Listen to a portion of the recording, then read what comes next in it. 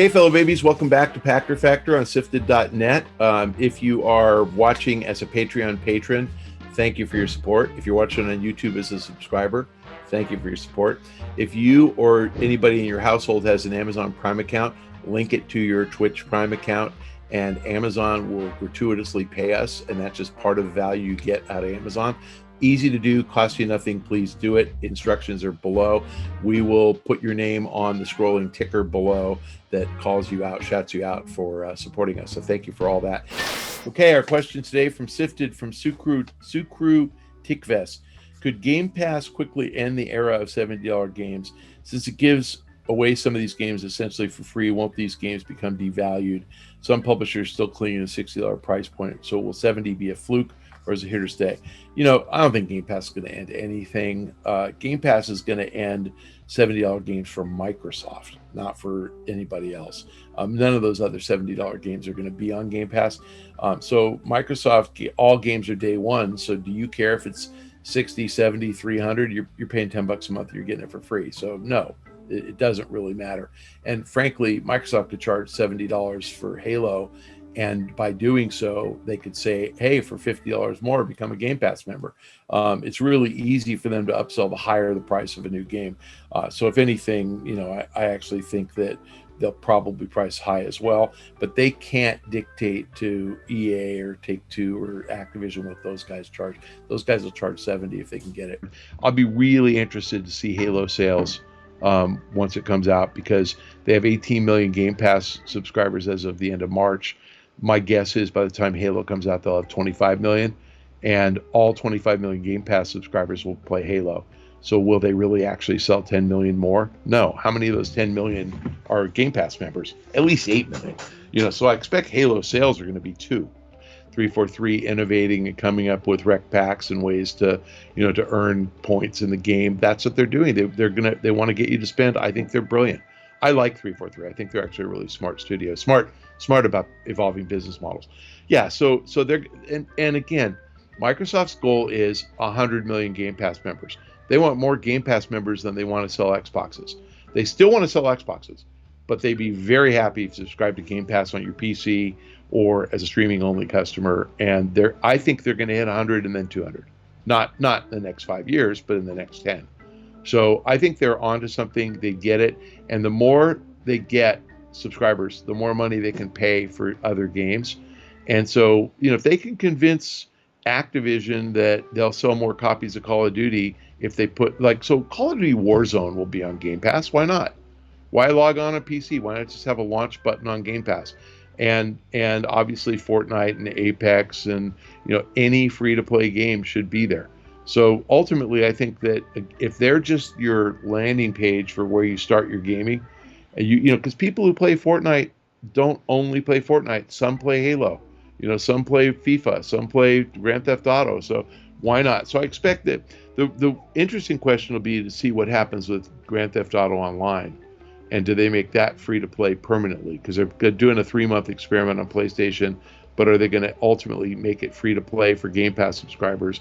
Because Microsoft will absolutely pay them, you know, a fee per subscriber who logs in GTA Online.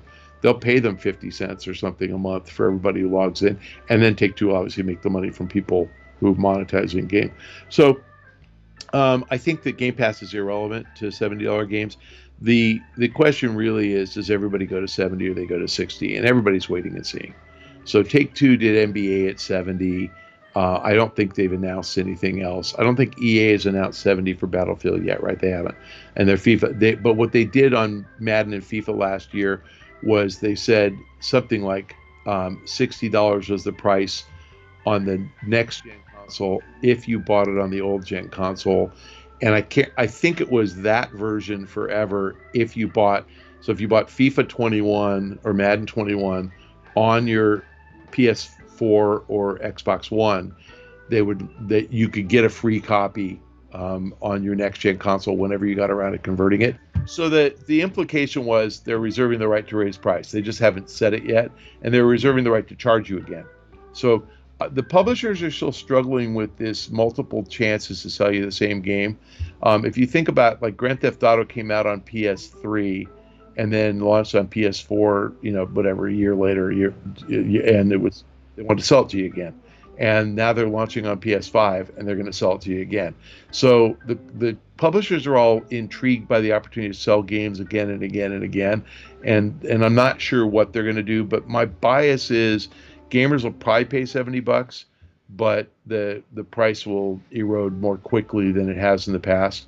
And so I think 70 launch price, 60 by Thanksgiving, and then 50, in January, and 40 in February, something like that.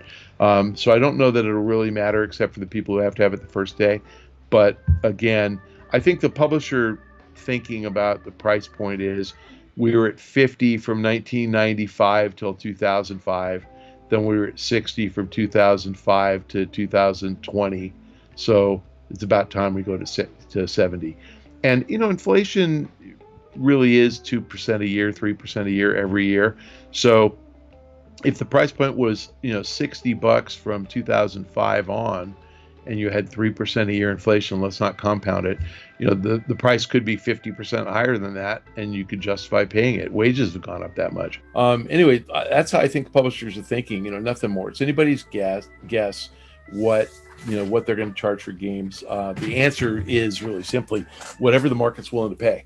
And to be honest, I know a lot of people who buy used games, who still use discs, and they just wait and they buy games for $20. And think about the movie analogy. I know people who don't go to the movie theaters ever, and I realize none of us went in COVID, but who are just like done, and they have HBO and they just wait for movies to come on HBO. And I used to just rent movies back in the day at Blockbuster, and then I joined Netflix and got DVDs by mail. And I wasn't paying $10 per ticket, for movies. I was paying whatever, Netflix, probably $1 per view. Probably my wife and I watched 3 movies a month or something, or 5 movies a month on Netflix. So we were paying $1 per view.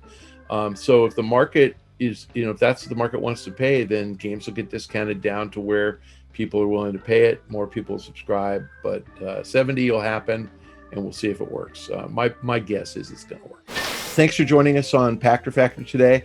If you are a Patreon patron or a YouTube subscriber, thank you for your funds, for your support. That's keeping Shane in, macaroni and cheese. He'd like to step it up and have an occasional protein with his macaroni and cheese. So, if you can step up your contribution, he can maybe put some chicken in there occasionally.